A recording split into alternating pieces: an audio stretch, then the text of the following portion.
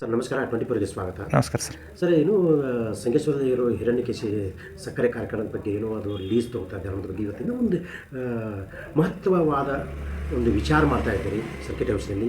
ಏನು ಸರ್ ವಿಷಯ ಅದರ ಬಗ್ಗೆ? ಇದನ್ನು ಈ ಹಿರಣ್ಯಕೇಶಿ ಸಕ್ಕರೆ ಕಾರ್ಖಾನೆ ಅದು ಮಲ್ಟಿ ಸ್ಟೇಟ್ ಆ್ಯಕ್ಟ್ನಾಗ ಇರ್ತಕ್ಕಂಥದ್ದು, ಅದ್ರ ಜೊತೆಗೆ ಕೋರ್ಟ್ನೊಳಗೆ ಇರ್ತಕ್ಕಂಥದ್ದನ್ನು ಇದನ್ನು ಈಗಿನ ಆಡಳಿತ ಮಂಡಳಿ ಲಾಭದಾಗ ನಡೆಸ್ತೀವಿ, ಒಳ್ಳೆ ರೇಟ್ ಕೊಡ್ತೀವಿ ಅಂತ ಹೇಳಿದರು. ಇವತ್ತು ಅದನ್ನು ಲುಕ್ಸಾನ್ದಾಗ ತಂದ್ರೆ 239 ಕೋಟಿ ರೂಪಾಯಿ ಇವತ್ತು ನೋಟಿಸ್ನೊಳಗೆ ಕಟ್ಟಿದ್ದಾರೆ. ಮತ್ತು ಅದನ್ನು ಲೀಸ್ಗೆ ಅಂದರೆ ಲೀಸ್ ಅಂದ್ರೆ ಏನು ರೀ, ಮಾರಾಟ ಮಾಡತಕ್ಕಂಥದ್ದು ಸರ್ಕಾರ ಪರ್ಮಿಷನ್ ತೊಗೊಳ್ಳೋದು ಅದನ್ನು ಯಾರಿಗೋ ಕೊಡಬೇಕಂತ ಮಾಡಿದ್ದಾರೆ.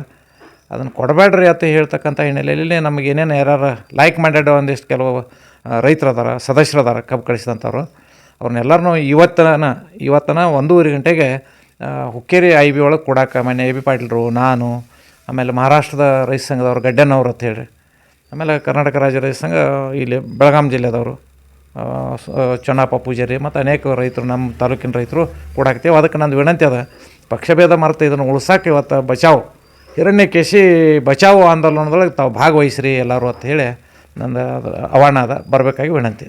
ಎಷ್ಟು ರೈತರು ಕೊಡ್ಬೋದು ಮೋಸ್ಟ್ಲಿ? ನಾವು ನಿನ್ನೆ ಅದನ್ನು 4 ಗಂಟೆಗೆ ಸಂಜೆ 4-5 ಗಂಟೆಗೆ ಅದನ್ನು ಇದನ್ನು ಮಾಡ್ಕೊಂಡಿದ್ದೀವಿ ರೀ, ಏನೋ ಕೊಡೋಣ ಅಂಥೇಳಿ ಮಾತಾಡ್ಕೊಂಡಿದ್ದೀವಿ.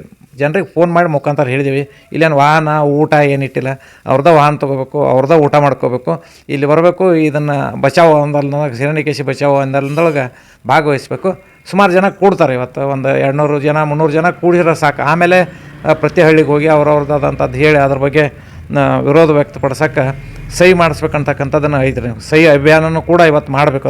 ಇದನ್ನು ಮಾಡಬಾರ್ದು ಅಂತೇಳಿ ಹಳ್ಳಿ ಒಳಗೆ ಭಾಳ ಸದಸ್ಯರು ಅದಾರ, ಅವರು ಸಹಿ ಅಭಿಯಾನನೂ ಕೂಡ ಮಾಡ್ತೀವಿ ಇವತ್ತಿನ ವಿಷಯದೊಳಗೆ. ರಾಜಕೀಯ ಧೋರಣೆ ಯಾರು ರಾಜಕೀಯ ಧೂರೀಣರನ್ನ AB ಪಾಟೀಲ್ ರಾಜಕೀಯ ಧೂರೀಣರವ್ರು, ಅವರ ನಮಗೆ ಹಿರಿಯರು ಇವತ್ತು ಬರ್ತೇವೆ ಅಂದಾರ. ನೀನು ಹೋಗಿ ವಿನಂತಿ ಮಾಡ್ಕೊಂಡಿದ್ದೀವಿ, ಅವರು ನಾವು ರೈತ ಸಂಘದವ್ರು ಹೋಗಿ ಕೇಳಿದಾಗ ಅವ್ರು ಬರ್ತೇವೆ ಅಂತ ಒಪ್ಕೊಂಡಿದ್ದಾರೆ, ಬರ್ತಾರೆ ಅಷ್ಟೇ.